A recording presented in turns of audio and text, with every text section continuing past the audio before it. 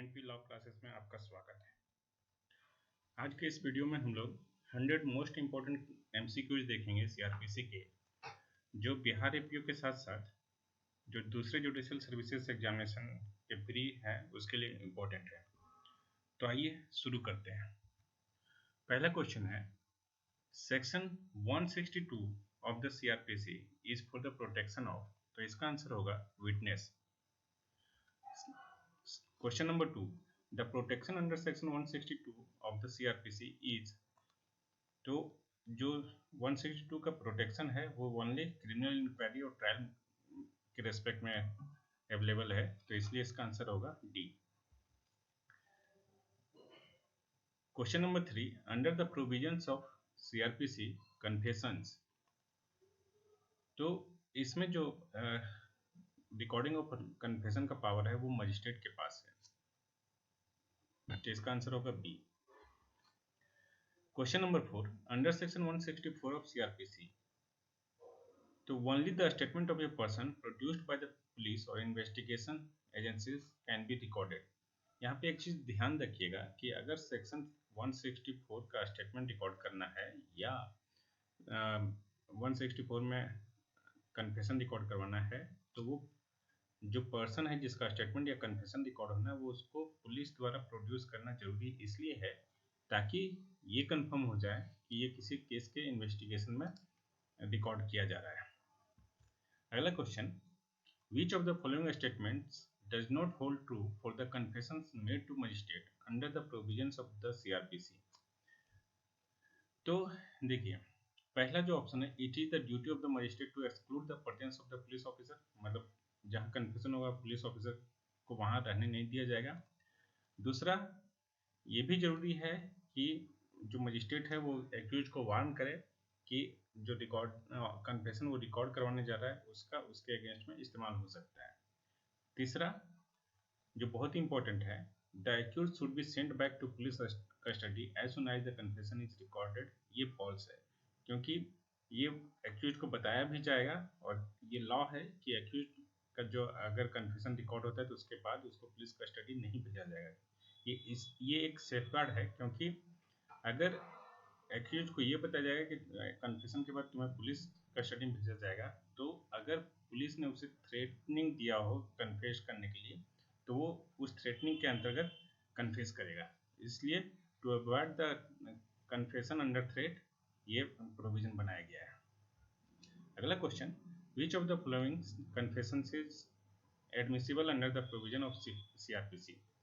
तो the magistrate recorded the confession of the accused but forgot to certify that the confession was taken voluntarily, मतलब एक certificate miss कर गया magistrate तो भी कन्फेशन एडमिसिबल माना जाएगा।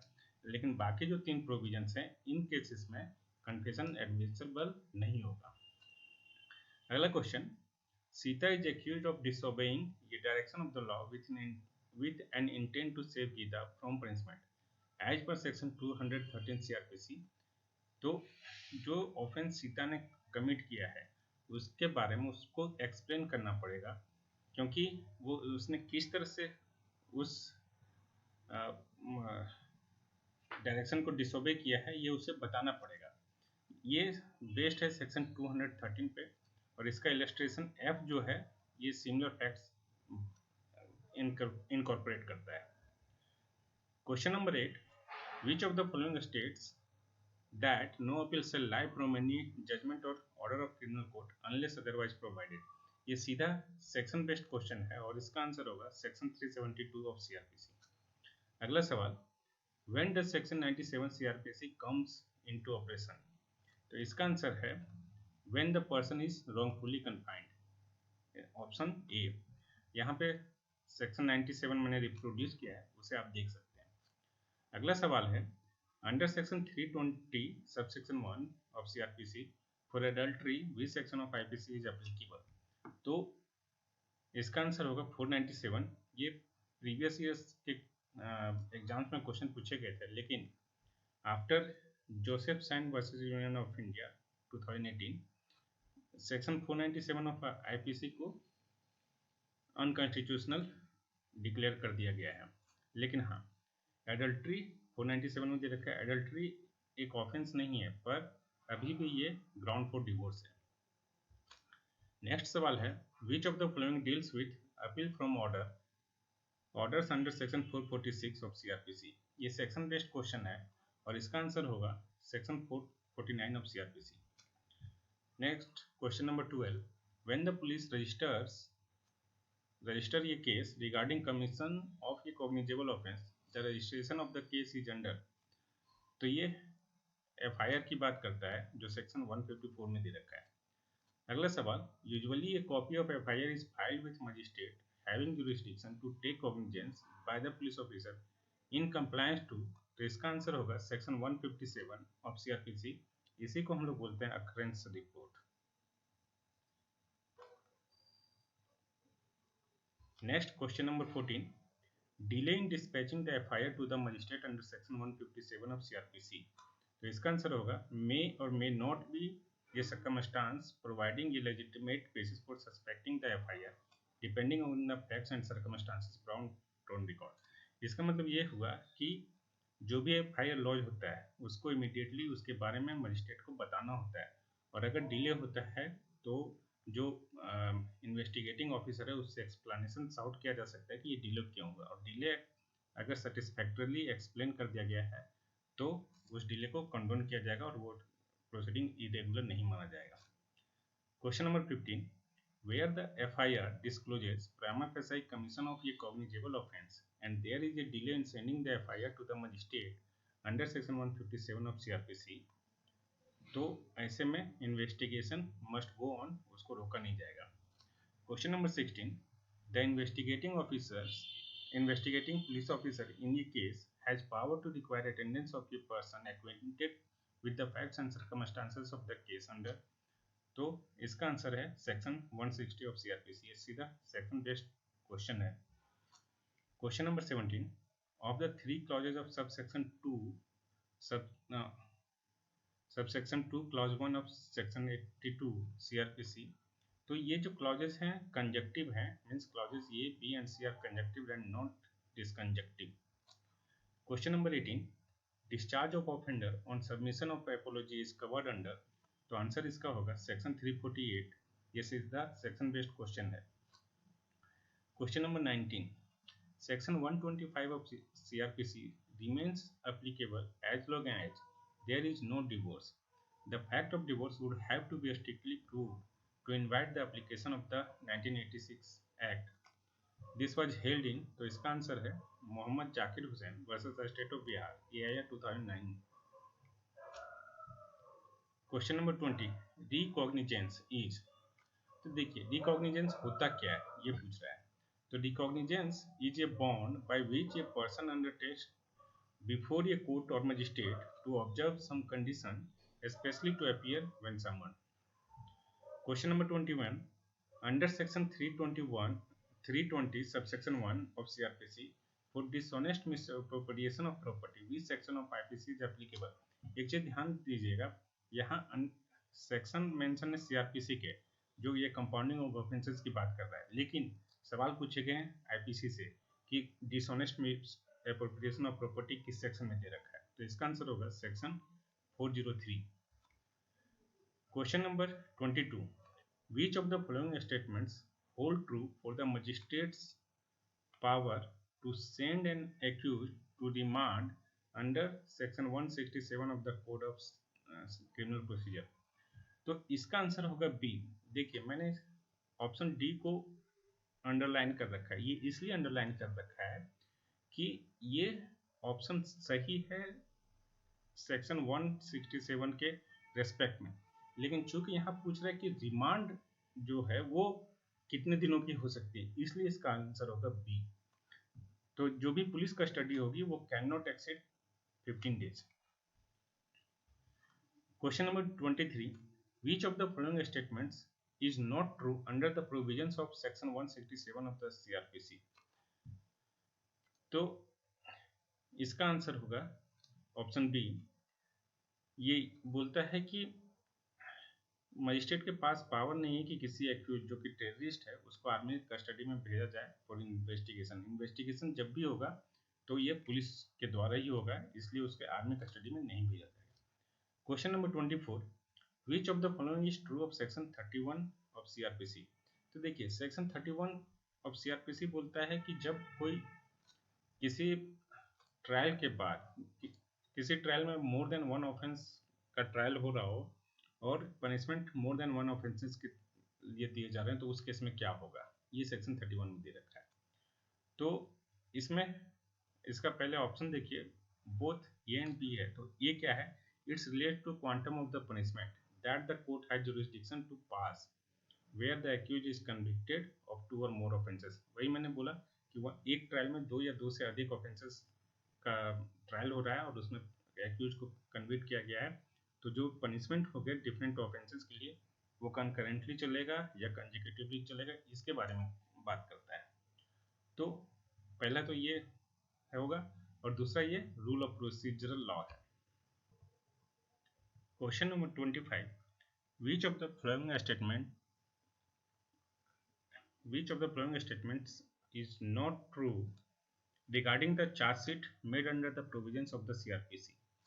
तो इसका आंसर होगा बी, मीन्स ये चार्जशीट फाइल करने के बाद भी पुलिस ऑफिसर कहने का मतलब है इन्वेस्टिगेटिंग ऑफिसर के पास इन्वेस्टिगेशन का पावर रहता है, इसलिए ये बोलता है कि कैन नॉट इन्वेस्टिगेट, ये रॉन्ग होगा। Question number 26, the word inspection used in section 93 subsection 1 clause C CrPC refers to. तो ये लोकेलिटी एंड प्लेस की बात करता है, मतलब इंस्पेक्शन कहाँ की होगी, तो किसी लोकेलिटी या प्लेस की होगी।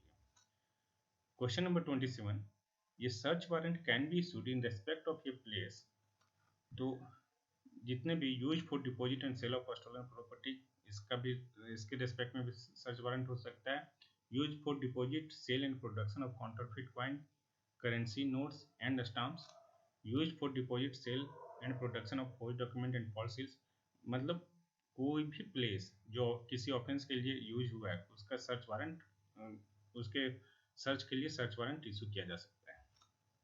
Question number 28, under section 95 of CRPC certain publications can be forfeited and search warrant can be issued for the same. In this context the propositions are, a newspaper cannot be forfeited and search warrant cannot be issued for the same as it would be violative of the fundamental right of the speech and expression and involves the fourth estate। तो ये wrong है। ये book can be forfeited and search warrant can be issued for the same, ये correct है। ये document can be forfeited and search warrant can be issued for the same, ये भी सही है। तो यहाँ पे ऑप्शन सी में दे रखा है कि B and C are correct, तो option C will be correct.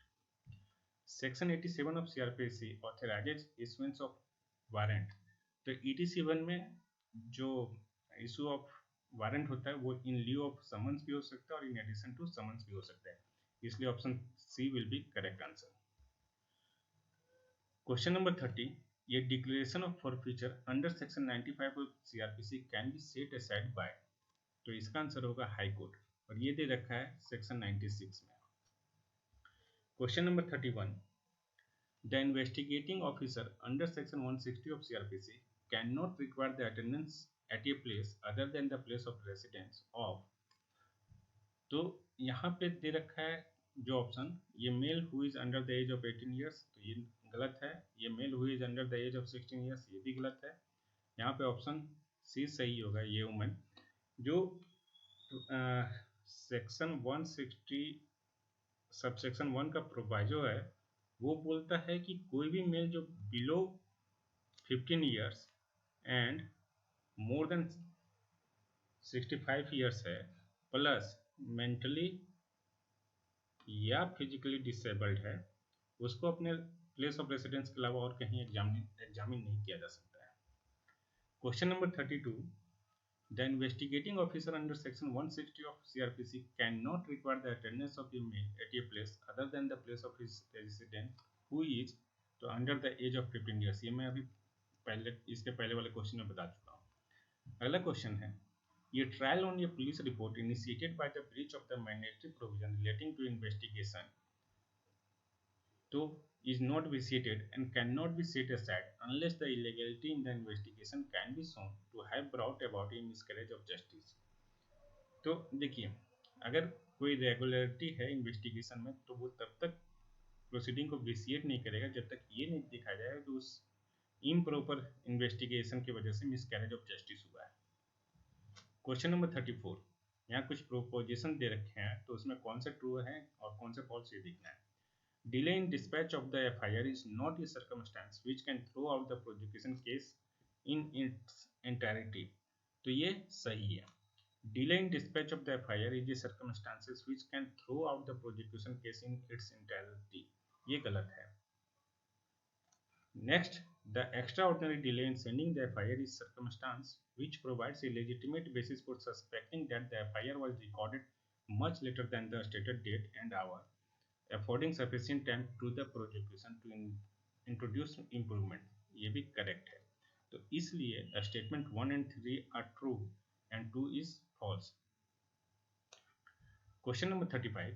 Section 159 of CRPC empowers the magistrate, मतलब 159 में मजिस्ट्रेट किस चीज़ के लिए एम्पावर्ड है, तो answer is to order magisterial inquiry into a cognizable offence only in those cases in which the police decide not to investigate. Means अगर police ने section 157 में अक्रेंस रिपोर्ट भेजा और उसने बोला कि 159 में बोला कि वो अपना एक रिपोर्ट भेजा, पुलिस रिपोर्ट, और बोला कि ये इसमें इन्वेस्टिगेट नहीं कर रहा है, लेकिन अगर जुडिशियल मजिस्ट्रेट को ये लग रहा है कि इसमें इन्वेस्टिगेशन होना चाहिए तो वो पुलिस को डायरेक्ट कर सकती है।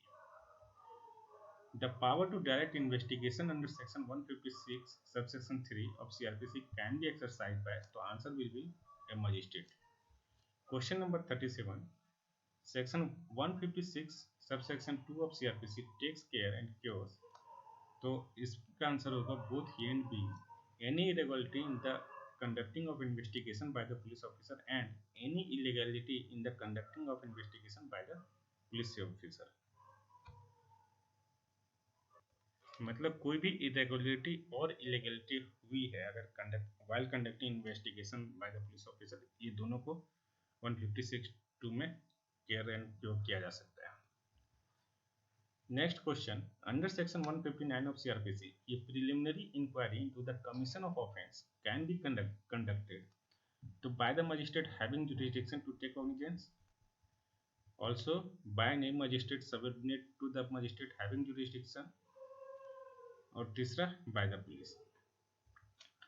Question number 39, the powers under section 159 of CRPC can be exercised by the magistrate तो when the police decide not to investigate the case, ये मैं पिछले क्वेश्चंस में बता चुका हूँ।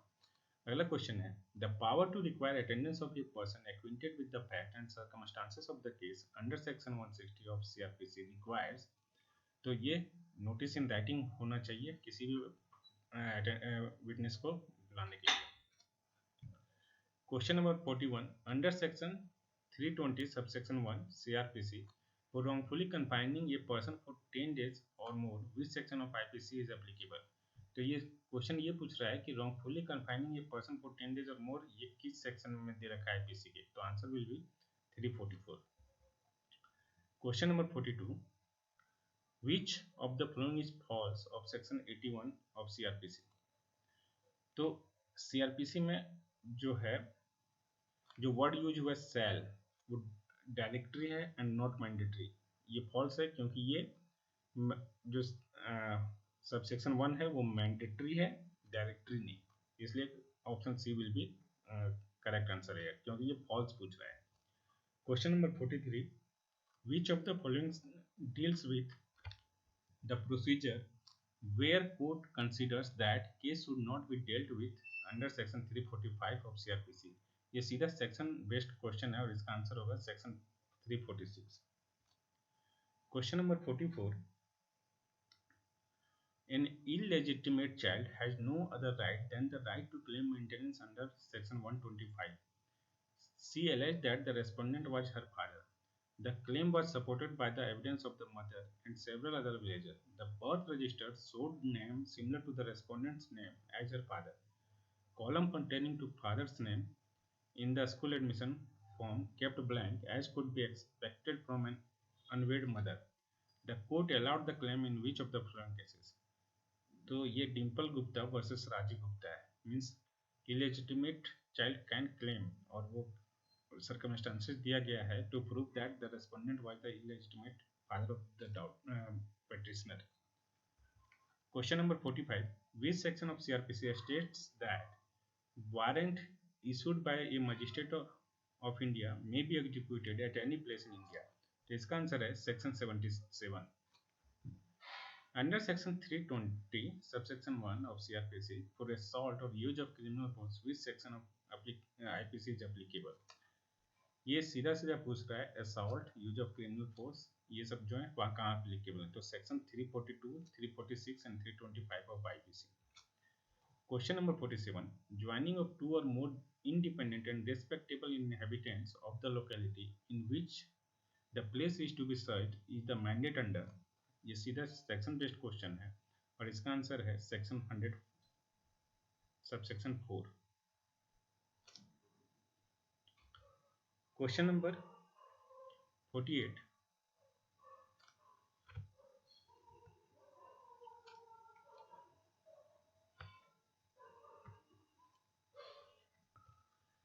Where a magistrate not empowered by law to issue a search warrant for the place suspected to contain a stolen property erroneously issued a search warrant.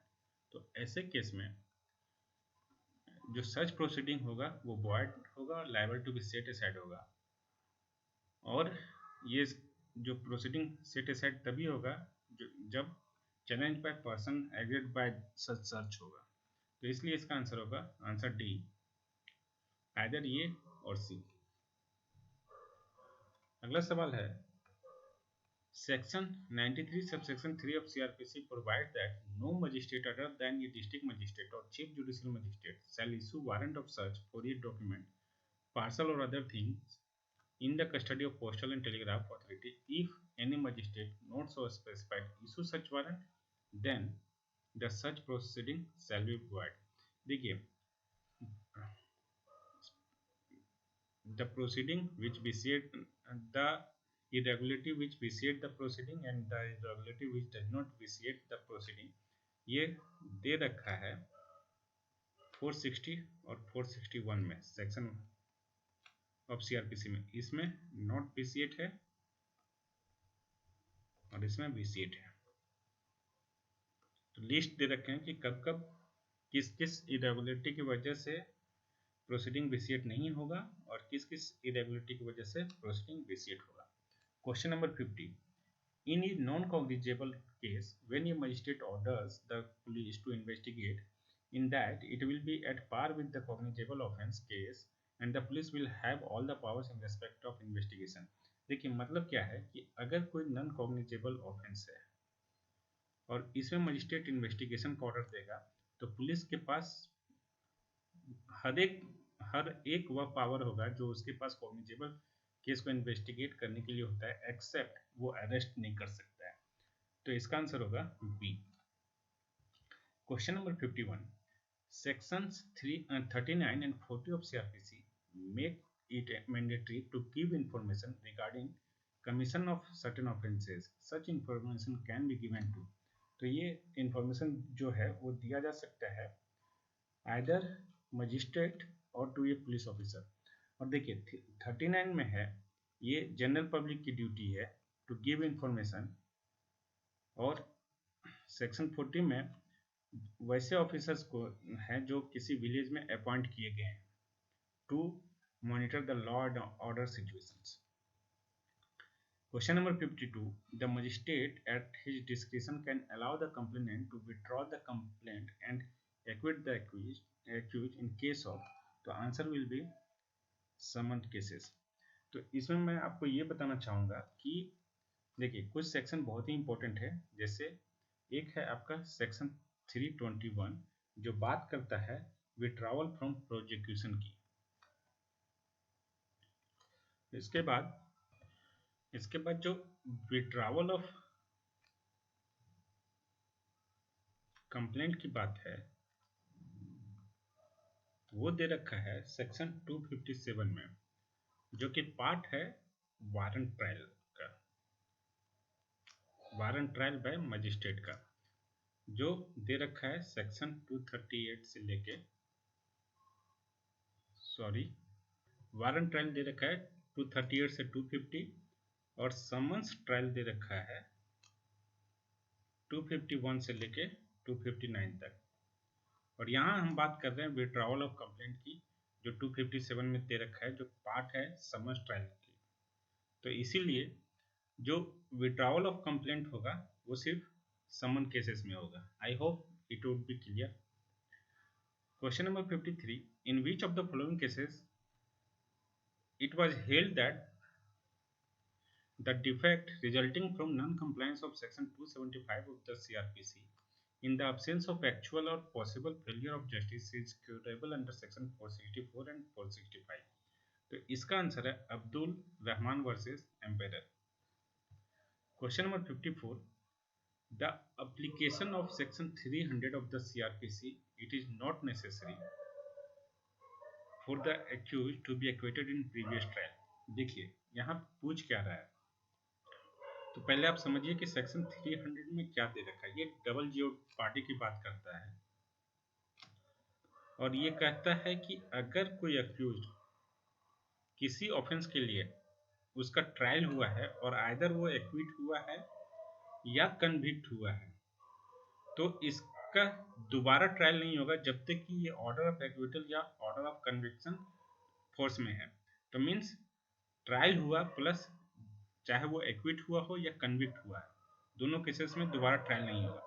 और यहाँ पे बोल रहा है कि सिर्फ एक्विटल की बात, तो सिर्फ एक्विटल ही नहीं, अगर उसका कन्विक्शन भी हुआ है तो भी उसका दोबारा ट्रायल नहीं होगा, यानी कि सेक्शन 300 अप्लीकेबल होगा उस केस में भी। Question number 55, an advocate who is accuse, मतलब कोई एडवोकेट पे कोई एलिगेशन लगा होगा तो ऑफेंस कमिट करने का, तो उसके केस में ये 4 प्रोपोजिशन दे रखे हैं, तो कौन से सही है। तो पहला देखिए, of a criminal offence is entitled to conduct his own defence, ये सही है। Of a criminal offence is not entitled to conduct his own defence, ये गलत है। With others of a criminal offence is not entitled to appear at the trial as counsel for his co-accused, मतलब अगर वो किसी और के साथ ऑफेंस कमिट, उस पर एलिगेशन है कि वो किसी और के साथ ऑफेंस कमिट किया है, तो ऐसे केस में वो को-एक्यूज्ड का काउंसिल बन सकता है। तो आंसर विल बी नो। तो इस अनुसार ये ऑप्शन भी सही होगा। With others of a criminal offence is entitled to appear at the trial as a counsel for his co-accused, ये गलत होगा। तो यहाँ पे ऑप्शन ए जो है, जो बोलता है कि preposition 1 and 3 will be correct, will be, तो इसलिए आंसर ए होगा। Question number 56, who amongst the following is not competent under section 92 of CRPC to order the postal or telegraph authority to deliver the documents or things। तो इसका answer होगा judicial magistrate, यानी कि chief judicial magistrate और district magistrate entitle हैं। In fact देखिए under section 92 कौन कौन एंटाइटल हैं to order the postal or telegraph authority to deliver the document. तो इसमें आपके हैं high court, court of session, CJM और डिस्ट्रिक्ट मजिस्ट्रेट, इतने लोग 92 का ऑर्डर पास कर सकते हैं। Question number 57, with intent to cause injury to be, ये institute a criminal proceedings against him knowing that there is no just or lawful ground for such proceeding and also falsely accuses B of having committed an offence knowing that there is no just or lawful ground for such charge applying section 222 of CRPC। देखिए ये सीधा सीधा सवाल पूछ रहा है कि ये ऑफेंसेस कहाँ दे रखे हैं, तो ये ऑफेंसेस दे रखे हैं under section 211 of the IPC। Question number 58, section 41B of CRPC states that the memorandum of arrest shall be, ये सीधा सीधा सेक्शन बेस्ड क्वेश्चन है। तो जो मेमोरेंडम ऑफ अरेस्ट है वो एटलीस्ट साइन होना चाहिए एक विटनेस से, जो एक्यूज का फैमिली मेम्बर हो या कोई रेस्पेक्टेबल पर्सन हो उस लोकेलिटी का जहाँ अरेस्ट किया गया है। और सेकंड रिक्वायरमेंट है कि जो मेमोरेंडम ऑफ अरेस्ट है वो countersigned by the person arrested होगा, इसलिए आंसर होगा both A and B.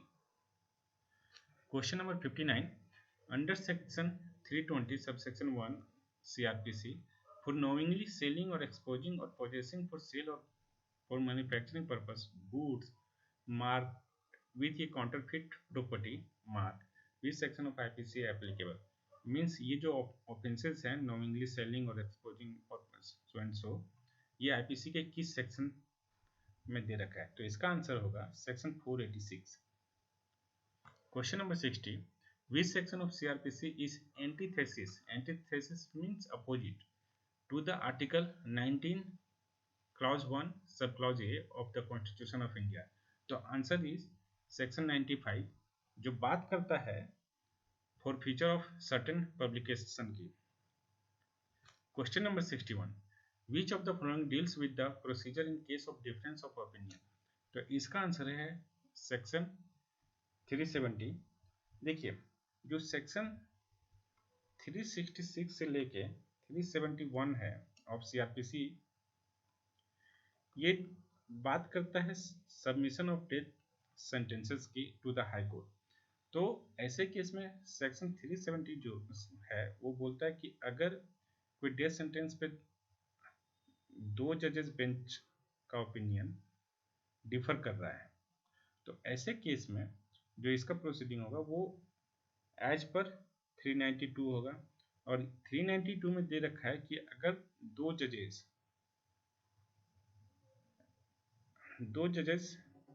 Divided हैं, उनके ओपिनियन डिवाइडेड हैं, तो ऐसे में किसी तीसरे को भेजा जाएगा जिसका ओपिनियन बाइंडिंग होगा, और या ये तीसरा जज क्या है कि ये लार्जर बेंच को रिफर कर सकता है मैटर।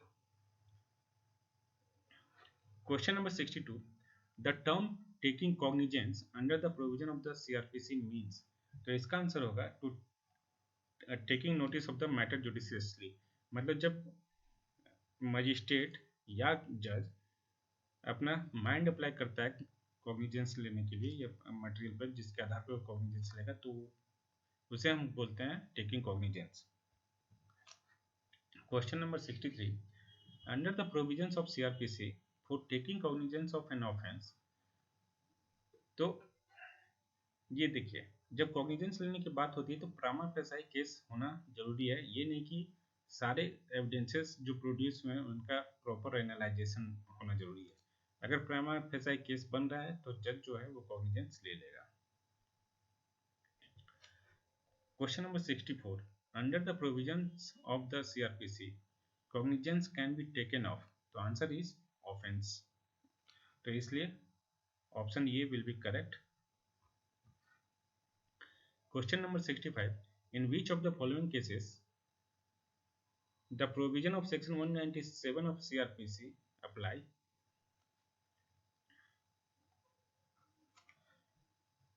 तो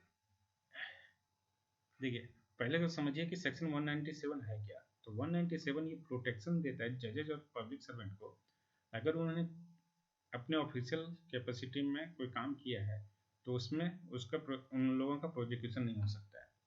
तो अगर कोई जज के ऊपर ये चार्ज लगा है कि उसने डिफेमेटरी लैंग्वेज यूज किया है during a trial of A suit, तो यहाँ पे उसको सेक्शन 197 का प्रोटेक्शन मिलेगा।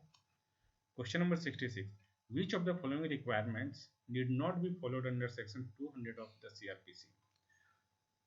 तो देखिए अंडर सेक्शन 200 ये बात करता है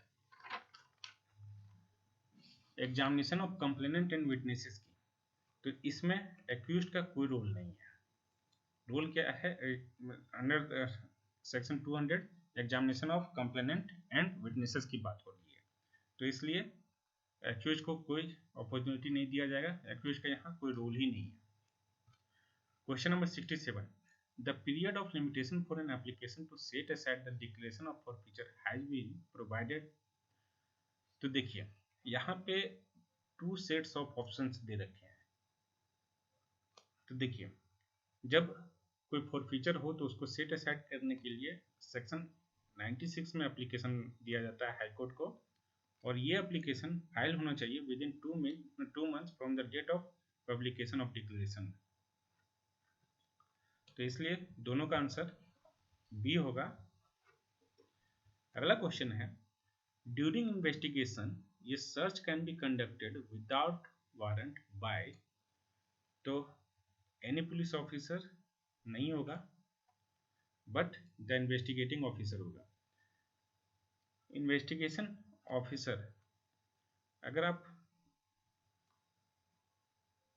एनी पुलिस ऑफिसर कहने का मतलब है कि कहीं से कोई पुलिस आया वो कंडक्ट कर सकता है, सर्च कंडक्ट कर सकते हैं विदाउट वारंट। लेकिन इन्वेस्टिगेशन की बात हो रही है तो जो इन्वेस्टिगेटिंग ऑफिसर है उसी के पास पावर है टू सर्च विदाउट वारंट, और ये जो होंगे वो आपका कॉग्निजेबल केसेस में होंगे। Question number 69, search without warrant can be conducted under section 103 of CrPC. तो देखिए, अगर कोई मजिस्ट्रेट जो कॉम्पिटेंट है किस चीज़ के लिए, टू इशू सर्च वारंट, वो अगर प्रेजेंट है तो उसके प्रेजेंस में सर्च किया जा सकता है विदाउट एनी वारंट। तो इसका आंसर होगा A. Question number 70, search warrant in respect of ये प्लेस, तो ये includes search of a person in or about that place only if such person is suspected of concerning about his person any article provision. Suppose कीजिए कि एक ये premises है, यहाँ पे सर्च करने के लिए सर्च वारंट इशू किया गया, और यहाँ कोई एक पर्सन है और शक है कि इसने जो कुछ आर्टिकल्स छिपा रखे हैं जो या तो ऑफेंस में इस्तेमाल हुए हैं, या सपोज स्टोलन प्रॉपर्टी का सर्च करने के लिए वारंट दिया गया है, तो हो सकता है कि स्टोलन प्रॉपर्टी इसने छिपा रखा होता है। ऐसे केस में इसको अभी सर्च किया जा सकता है उसी सर्च वारंट के अंतर्गत, और ये दे रखा है सेक्शन 100 के सबसेक्शन 3 में। अगला क्वेश्चन है question number 71, under the provisions of the CrPC normally a person cannot be discharged unless the prosecution evidence has been taken and the magistrate considers for the reasons to be recorded that no case is made out against the accused. Which of the following section contains exception to this rule? तो इसका answer है section 245, और specifically इसका जो subsection 2 है वो इसकी बात करता है, subsection 2 of section 245। Question number 72, which of the following statements does not hold true under section 246 of the CRPC? तो आंसर है the accused cannot cross examine the witness for the prosecution before the charge are made। यहाँ पूछ रहा है does not, तो देखिए does not और cannot means the accused can cross examine the witness for the prosecution before the charges are made, और ये आपको दे रखा है सेक्शन 246 का सबसेक्शन 6 में, मतलब एक्यूज जो है वो क्रॉस एग्जामिन कर सकते हैं विटनेसेस का। Question number 73, which of the following statements hold true under section 248 of the CrPC? तो आंसर है this section will apply when some evidence has been let in and such evidence is not satisfactory. तो देखिए, जो section 248 है ये बात करता है इक्विटल और कन्विक्शन की, और एक्विटल और कन्विक्शन की बात करता है कि अगर चार्ज फ्रेमिंग हो गई तो अगर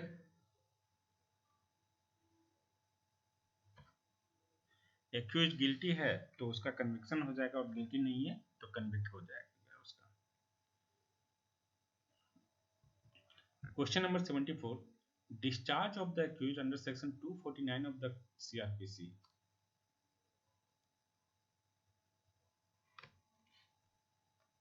तो इसका आंसर है need not be done in case the complainant dies.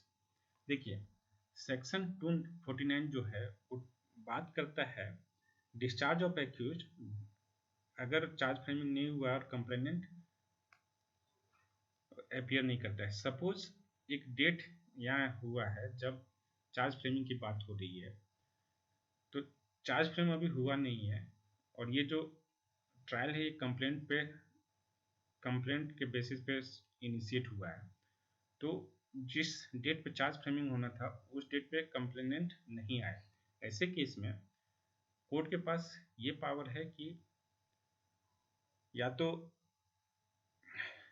Accused को डिस्चार्ज कर दे या हियरिंग एडजर्न कर दे।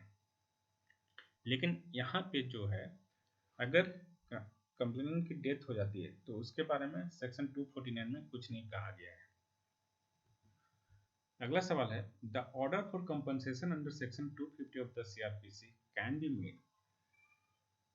तो ये वही मजिस्ट्रेट कंपनसेशन दे सकता है जो उस केस को ट्राई कर सकता है। और अगर हम सेक्शन 250 की बात करें तो ये बात करता है compensation with respect to false accusation or false criminal proceeding. Question number 76. An order under of the CRPC acts as a bar under section 300 of the code to the trial of the accused for the same offense. Answer है 256। देखिए 256 बोलता है about non एपिडेंस और death of complainant. तो अगर complainant appear नहीं हो रहा है किसी वजह से या उसकी डेथ हो गई, तो ऐसे केस में मजिस्ट्रेट जो है वो एक्यूज को एक्विट कर सकता है या हियरिंग एडजर्न कर सकता है। तो अगर उसने एक्विट कर दिया तो जैसा कि मैंने अभी कुछ देर पहले बताया था कि सेक्शन 300 जो है वो डबल जियोपार्डी की बात करता है, और सेक्शन 300 के एप्लीकेबिलिटी के लिए दो कंडीशन होनी चाहिए। पहला कि एक्यूज का ट्रायल होना चाहिए और ये ट्रायल रिजल्ट होना चाहिए या तो एक्विटल में या कन्विक्शन में। तो यहाँ पे क्या हो रहा है, जो 256 का ऑर्डर पास हो रहा है उसमें एक्यूज को एक्विट कर दे रहे हैं, तो ऐसे केस में सेक्शन 300 एप्लीकेबल होगा। Question number 77, under section 159 of CrPC the magistrate has the power to. तो देखिए 159 में मजिस्ट्रेट के पास क्या क्या पावर है। तो पहला, he may direct investigation by the police, he may depute any magistrate subordinate to him to hold a preliminary inquiry। तो ये दोनों है, तो आइदर ये or B, therefore answer will be C. Section 160 of CrPC authorises a police officer to. तो answer is summon ये person as a witness. Question number 79, a person can be summon as witness under section 160 of CrPC by. तो answer will be an investigating officer. जब कोई officer investigating officer नहीं होगा तो वो किसी विटनेस को समन नहीं कर सकता। क्वेश्चन नंबर 80, ये person who fails to attend on being served with an order under section 160 of CrPC of an investigating officer is liable to be prosecuted under. तो आंसर इज 174। मतलब अगर किसी इन्वेस्टिगेशन ऑफिसर ने under 160 किसी को ये in writing order किया कि उसे आना है और सवालों का जवाब देना है, और वो अगर उस ऑर्डर को डिसओबे करके नहीं जाता है तो उसका प्रोसिक्यूशन होगा सेक्शन 174 ऑफ आईपीसी में। Question number 81, laying of trap is part of. तो answer is investigation. Question number 82, under the provisions of section 202 of the CrPC the magistrate में। तो देखिए 202 में मजिस्ट्रेट क्या क्या कर सकता है। तो answer is he may conduct the inquiry himself, he may ask the police officer to conduct an investigation, he may also ask a person who is not a police officer to conduct an investigation, therefore answer will be all of the above। Question number 83, the magistrate under the provisions of section 203 of CRPC can dismiss a complaint। मतलब 203 में कब magistrate complaint dismiss कर सकता है। तो answer is he may dismiss the complaint even if inquiry under section 202 of the CRPC is not done। Question number 84, which of the following statements hold true for plea of guilty under the provisions of CRPC। तो देखिए the plea of not guilty is not recognized by CRPC। Answer यही है। इसका कहने का मतलब क्या है कि जब आप देखेंगे सीआरपीसी में प्ली ऑफ गिल्ट रिकॉग्नाइज्ड है, मतलब अगर कोई एक्यूज गिल्टी प्लीड करता है तो ऐसे केस में ये होता है कि उसका मतलब ये नहीं होता कि वो खुद को गुनहगार मान रहा है, बल्कि उसका ये कहने का मतलब होता है कि वो कोई डिफेंस नहीं लेगा जब प्रोसिक्यूशन के एविडेंस के अगेंस्ट में। तो प्ली ऑफ गिल्ट रिकॉग्नाइज्ड है, not pleading guilty is not recognised. Question number 85, under section 239 and 240 of CrPC, यहाँ 3 प्रोपोजिशन दे रखे हैं, उसको देखिए। Reasons must be given if the accused is discharged. Reason must be given if the charges are framed against him. Hearing includes hearing of evidence if needed. और answer है 1 and 3, means अगर accused को discharge किया जा रहा है तो reason must be recorded होना चाहिए, लेकिन अगर चार्ज फ्रेमिंग है किया जा रहा है तो रीजन रिकॉर्ड करना जरूरी नहीं है। और हियरिंग का मतलब है कि हियरिंग ऑफ एविडेंसेस है अगर जरूरत पड़े तो, इसलिए answer will be B. Question number 86, under section 243 of CrPC, ये magistrate can not issue summons to the complainant for being examined as a witness of the accused. देखिए, कंप्लेनेंट का examination है as a witness of the accused, means complainant and accused are both opposite party, तो कैसे उसके लिए examine हो सकता है। क्वेश्चन नंबर 87,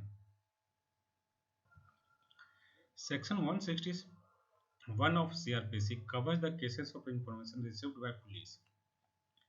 तो after the commencement of investigation, इसमें जब आप सेक्शन 161 का सबसेक्शन 1 देखेंगे तो ये सबसेक्शन स्टार्ट होता है वर्ड से। किस वर्ड से? Any police officer making an investigation made under this chapter. तो जब ये सेंटेंस जो है वो स्टार्ट ही होता है any police officer meaning making an investigation. Making an investigation means जो भी इंफॉर्मेशन रिसीव्ड हो रहे हैं वो after commencement of the investigation की बात कर रहा है। Question number 88, who among the following is not A police officer. तो देखिए, इन तीनों में से कोई भी पुलिस ऑफिसर नहीं है, क्योंकि इनके पास इन्वेस्टिगेटिंग एंड अरेस्टिंग पावर नहीं होता है। Question number 89, an unjustified and unexplained long delay on the part of the investigating officer in recording the statement of a material witness would render the evidence of such witness to unreliable। मतलब अगर कोई material witness है उसके statement को record करने में unjustified and unexplained delay हुआ है तो ऐसे एविडेंस को हम अनरिलायबल मानेंगे, कोट अनरिलायबल मानेंगे। A statement made under section 161 of CRPC during investigation of a cross case। तो क्रॉस केस मीन्स एक ही कोई ऑफेंस से एराइज हुआ है, मीन्स एक पार्टी ने किया फिर दूसरे पार्टी ने किया, तो यानी कि ये सेम ऑफेंस से रिलेटेड ट्रायल है, तो ऐसे में 161 में रिकॉर्ड किया एविडेंस एडमिसिबल नहीं होंगे, तो इसलिए इसका ऑप्शन सी सही आंसर होगा। क्वेश्चन नंबर 91, ये refusal to answer questions put to witness under section 161 of CrPC is an offence under. तो answer is section 179 of IPC में बोलता है कि अगर कोई ऑफिसर एम्पावर्ड है क्वेश्चंस करने के लिए और जिससे वो क्वेश्चन कर रहा है वो उसका आंसर नहीं देता है, तो ऐसे में उसका प्रोसिक्यूशन होगा अंडर सेक्शन 179 ऑफ आईपीसी में। Question number 92, procedure when corporation or registered society is an accused is given in, ये सीधा सीधा सेक्शन बेस्ड आंसर है और इसका आंसर है section 305 of CrPC. Question number 93, under section 320 subsection 1 of CrPC for wrongfully confining a person for 10 days or more, which section of IPC is applicable। In fact ये सवाल पूछ रहा है कि आईपीसी के किस सेक्शन में दे रखा है कि wrongfully confining a person for 10 days or more है, तो वो उसका आंसर है सेक्शन 344 ऑफ आईपीसी। अगला क्वेश्चन है which of the following is true about section 82 of CrPC. तो इसका आंसर होगा कि अगर कोई उसमें पीरियड जो है वो लेसर मतलब जितना रिक्वायर्ड है उससे कम रिकॉर्ड किया है, तो ऐसे में जो प्रोक्लेमेशन है वो इनएफेक्टिव होगा और ये जो डिफेक्ट है ये क्यूरेबल नहीं है under section 465 of CrPC. Question number 95, which of the following deals with summary procedure for punishment for non-attendance by a witness in obedience to summons? ये सीधा सेक्शन बेस्ड क्वेश्चन है और इसका आंसर है section 350 of CrPC. Question number 96, which of the following cases held that there is no conflict between section 107 and 145 of CRPC. The words in section 145 are mandatory while the language of section 107 is discretionary. तो इसका answer है Balaji Singh versus Bhoju Ghosh, यहाँ word in छूट गया है। Question number 97, which of the following deals with appeals from conviction under section 344, 345, 349 and 350? तो इसका answer है सेक्शन 351। ये सीधा सीधा section based question. Question number 98, ये has in his position several cells knowing them to be counterfeit and intending to use them for the purpose of committing several forgery punishable under section 460 of IPC applying section 220 of CRPC। तो देखिए ये कुछ may be charge separately, जो ये offence है counter fitting seal का, ये दे रखा है सेक्शन 473 ऑफ आईपीसी में, और ये इनफैक्ट सवाल ही है आईपीसी के सेक्शन 473 पे बेस्ड, तो इसलिए इसका आंसर होगा D. Question number 99, which of the following provides for the right of person against whom proceedings are instituted to be defended? मतलब कि अगर किसी पर्सन के अगेंस्ट में कोई प्रोसीडिंग्स स्टार्ट हुआ है तो उसके पास राइट टू डिफेंड है किस सेक्शन के अंतर्गत, तो इसका आंसर है सेक्शन 303। ये सीधा सीधा सेक्शन बेस्ड क्वेश्चन है। और आज का ये last question, question number 100, power of high court to confirm sentence or annul conviction is provision under, तो इसका आंसर है section 368 of CrPC.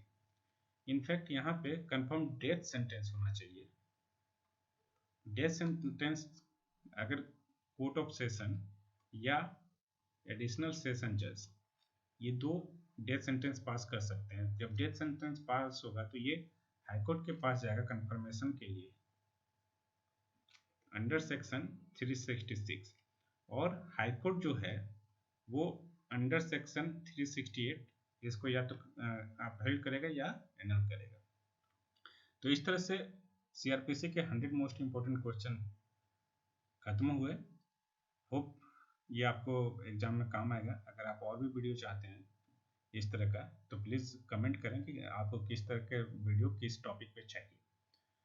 Thank you for watching. अगर आप इस चैनल पर नए हैं तो प्लीज़ इस चैनल को सब्सक्राइब करें और अपने दोस्तों के साथ शेयर करें और लाइक करें। अगर कुछ और भी इसमें इम्प्रूवमेंट की ज़रूरत हो हमारे वीडियोज़ में तो वो भी हमें बताएं, हमें उस इम्प्रूवमेंट अपने आप में इम्प्रूवमेंट लाने में खुशी होगी। Thank you.